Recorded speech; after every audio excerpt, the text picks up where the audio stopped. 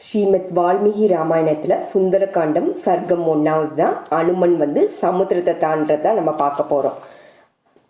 ஜாம்பவானால் தூண்டப்பட்டு எதிரிகளை கசக்கி எடுப்பவரான அவர் ஹனுமான் ராவணனால் கவர்ந்து செல்லப்பட்ட சீதை இருக்கும் இடத்தை தேடி கண்டுபிடிக்க சாரணர்கள் செல்லும் வானவீதியில் செல்ல விரும்பினாங்க. செயற்கரியதும் பிறரால செய்ய முடியாததுமான காரியத்தை செய்ய விரும்பிய ஆஞ்சநேயர் கழுத்து தலைய நிமித்தி நின்று பசு கூட்டத்தில் விளங்கும் காளை போல திகழ்ந்தார். வைடூரிய வர்ணமுடைய தூய தண்ணீரின் அலைவரிசை போல அழகாக விளங்கும் இளம் பற்கள் நிறைந்த மகேந்திர மலையின் மேற்புறங்கள்ல சுகமாக உலவினார். புத்திமானம் ஆன அவர் பறவைகளை பயமுறை செய்து மார்பால் மரங்களை முறித்து தள்ளி ஏராளமான விலங்குகளை மாற்றி முழு பலத்தை பிரயோகிக்கும் சிங்கம் போல விளங்கினார். நீலம் சிவப்பு மஞ்சள் தாமரை வெளுப்பு கருப்பு முதலிய வர்ணங்கள் இயற்கையாகவே அமைய பெற்ற விசித்திரமான தாதுக்களால செம்மையாக அலங்கரிக்கப்பட்டதும் இஷ்டமான உருவம் எடுக்கக்கூடிய யக்ஷ கிண்ணற கந்தர்வர்களோ தேவர்கள் போன்ற பரிவாரங்களை உடைய பன்னகர்களோ கணக்கில்லாத உயர்ந்த யானைகள் உள்ளதுமான அந்த மலையின் தாழ்வரையில ஆஞ்சநேயர் விஸ்தாரமான மடுவில் விளையாடும் யானை போல காணப்பட்டார். அவர் சூரியன் மகேந்திரன் வாயு பிரம்மாவுக்கு மற்றுமுள்ள பூத கணங்களுக்கும் கைகூப்பி அஞ்சலி செய்துவிட்டு புறப்படுவதில் மனசை செலுத்தினார். கிழக்கு நோக்கி நின்று தன் தந்தையான வாயு பகவானுக்கு அஞ்சலி செலுத்தி விட்டு சாமர்த்தியம் உள்ள அவர் தென் திசை நோக்கி புறப்படுவதற்காக தன்னை வளர்த்து கொண்டார். வானரர்கள் பார்த்து கொண்டிருக்க ராமனுக்கும் சேமம் வளர வேண்டும் என்பதற்காக பெருங்கடலை தாண்ட நிச்சயித்து பருவ காலங்களில் பொங்கும் சமுத்திரம் போல வளர்ந்தார். அளவிட முடியாத படி சரீரத்தை எடுத்துக்கொண்ட அவர்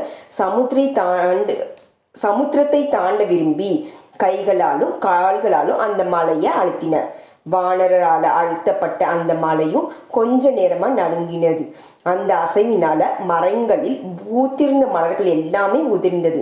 அப்படி மரங்கள்ல இருந்து எல்லா பக்கங்களிலும் உதிர்ந்த நறுமணம் உள்ள மலர்களால மூடப்பட்ட அந்த பர்வதம் மலர் குவியல் போல இருந்தது. தலை சிறந்த வீரனான அவரால் அழுத்தப்பட்ட அந்த பர்வதம் மத நீரை பெருகிவிடும் யானை போல நீர்த்தாரைகளை போல பெருகி இருந்தது.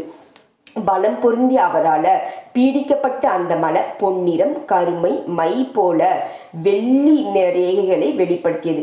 அக்னிகனின் 7 நாக்குகளின் நடுவில் உள்ள ஸ்லோகிதா என்னும் நாக்கு கொழுந்துவிட்டு எரியும் போது வரிசைய புகை வெளிப்படுவதை போல அந்த மலையிலிருந்து மனோசிலை என்னும் தாதுக்களோடு கூடிய பாறைகள் சரிந்து விழுந்தது.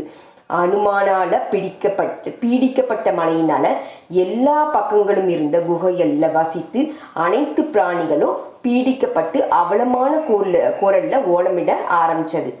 மலை பீடிக்கப்பட்டதால உண்டான அந்த பேரொளி மண்ணிலும் திசைகளிலும் தோட்டங்களிலும் நிரம்பி இருந்தது. அங்கிருந்த பெரிய சர்ப்பங்கள் விஷ்ணுபாதம் போன்ற ஸ்வதீக ரேகைகள் விளங்கிய பெரிய படங்களை எடுத்து கடுமையான விஷத்தை கக்கிக்கொண்டு பற்களால பாறைகளை கடிச்சது. அப்ப கோபம் கொண்ட சர்ப்பங்களால விஷத்தோடு கடிக்கப்பட்ட பெரும் பாறைகள் ஆயிரக்கணக்கான துண்டுகளாக சடசடன்னு பயங்கரமா ஒளி எழுப்பி கொண்டு சிதறி போனது. மேலும் விசாகனையில் எரிக்க பெற்ற பிரகாசித்தது. அந்த பர்வதத்துல முளைத்திருந்த பச்சிலைகள் பாம்புகளின் விஷத்தை முறிக்க கூடியவையாயினும் அப்போது விஷத்தை அடக்க சக்தியற்றவையாய் இருந்தது. மலையில் இருந்த தவசிகள் இந்த மலை பூதங்களால பிளக்கப்படுதுன்னு நினைத்து பயமும் அடைஞ்சாங்க.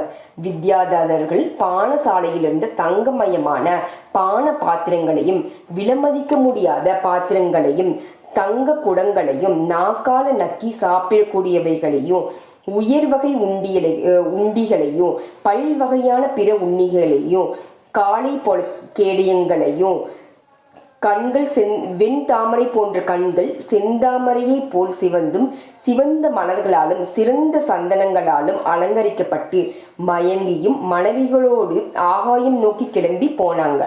ஆகாயத்துல பெண்மணிகள் மாலைகள் சிலம்புகள் தோல்வளைகள் கை வளையல்கள் ஆகியவற்றை தரித்து கொண்டு ஆச்சரியத்தால் புன்னகை செய்து கொண்டு தத்தம் கணவர்களிடம் அந்த மாலையை பார்த்து கொண்டிருந்தார்கள். வித்யாதாரர்களும் மாமுனிவர்களும் மாயாஜால வித்தைகளை காண்பித்து கொண்டு ஆகாயத்தில் இருந்தவாறே மலையின் மீது ரொம்ப குதூகலத்துடன் பார்வையை செலுத்தினாங்க. அப்ப ஆத்மானுபவம் பெற்ற ரிஷிகளும் சாரணர்களும் சித்தர்களும் நிர்மலமான ஆகாயத்தில் இருந்து கொண்டு பின்வருவாறு பேசியதை கேட்டாங்க.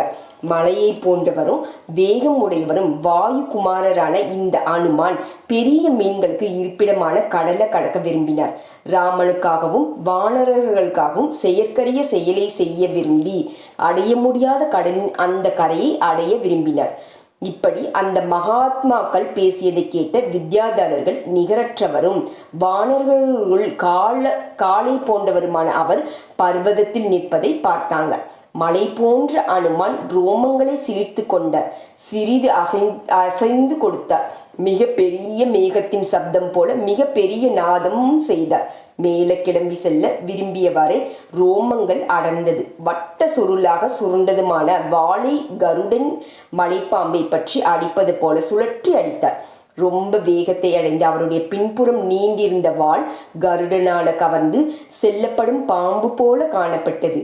பெரிய தாழ்பால் போன்ற தன் இரு கைகளையும் மலையில ஊன்றி கொண்டு இடுப்பை சுருக்கி கால்களையும் மடக்கி கொண்டார். வீரியம் உடையவரும் ஸ்ரீராமனும் அவர் கைகளையும் கழுத்தையும் சுருக்கி கொண்டு தேஜஸ் ஆற்றல் ஆகியவற்றை வளர்த்து கொண்டார். மேல் நோக்கி ஆகாயத்தில் பார்வையை செலுத்தி செல்ல வேண்டிய பாதையை கண்ணு கெட்டிய தூரம் வரை பார்த்து இருதயத்தில் பிராணனை நிலைப்படுத்தி கொண்டார். வானரர்களின் யானை போன்ற அவர் உயரே கிளம்ப விரும்பியவராய் கால்களை கீழே நன்றாக பதித்து காதுகளையும் சுருக்கியும் கொண்டார். அனுமான் வானர்களை பார்த்து பின்வருமாறு சொன்னார். ராகவனால் விடப்பட்ட வாயுவின் வேகமும் ஆற்றலும் உடைய பானம் போல் ராவணனால் பரிபாலிக்கப்படும் இலங்கைக்கு செல்ல போகிறேன். இலங்கையில ஜனககுமாரியை பார்க்கலாம், அதாவது சீதாதேவியை பார்க்கலாம். இதே வேகத்தோட தேவலோகம் போவேன்.